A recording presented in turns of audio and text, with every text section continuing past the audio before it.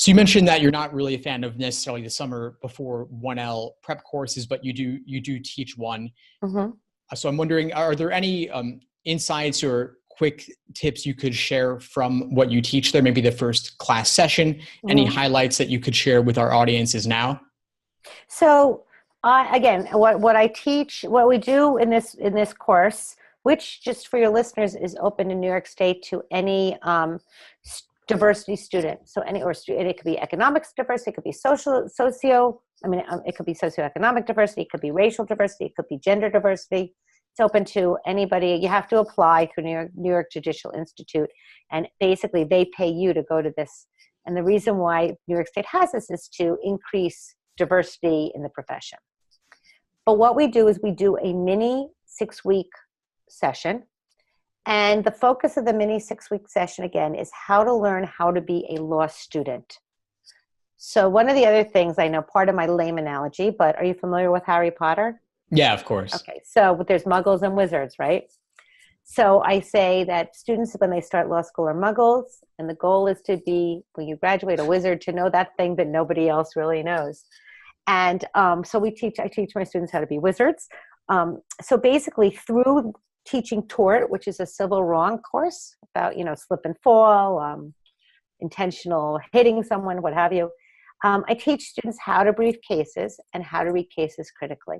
So without going to the course, without taking a course, as I said, if you get Professor Griset's book and you learn how to read critically, and if you get a book on how to brief a case, and you learn both reading critically and briefing cases, you are ahead of the game.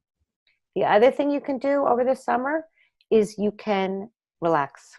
But one of the things you do not want to do is you don't want to get your case books and start reading ahead, because it's not necessary. You could brief the cases, but the reality is once you're in the law school classroom, you'll see that there may be nuances that you missed, and you also want it to be fresh.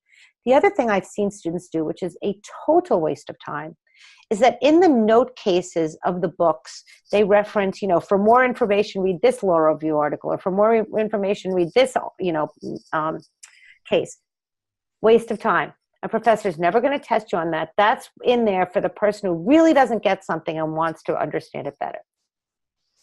I will, as I'm speaking to you, there is one thing you maybe could do. I don't think it's necessary, but if you're really anxious, then you can read the Nutshell series on particular topics to get familiarity with the topic before you go into the class. Well, that sounds great. I'm really glad you're telling people where to go for extra resources and where not to go. I can easily imagine a lot of the gunners going to those footnotes and think they're getting ahead of the rest of the class by going down those rabbit holes. But what I'm really getting from you ultimately is that it's not about the facts. It's not about the rules. It's far more about the application and analysis, which you can't necessarily do in advance. That's something more I'm guessing the professor will show you, and then maybe some additional resources along the way.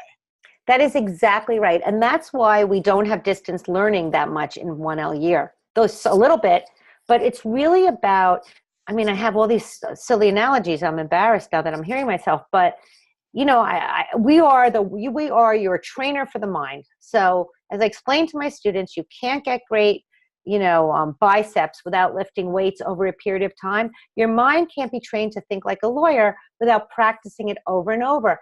And that's why you're in the classroom.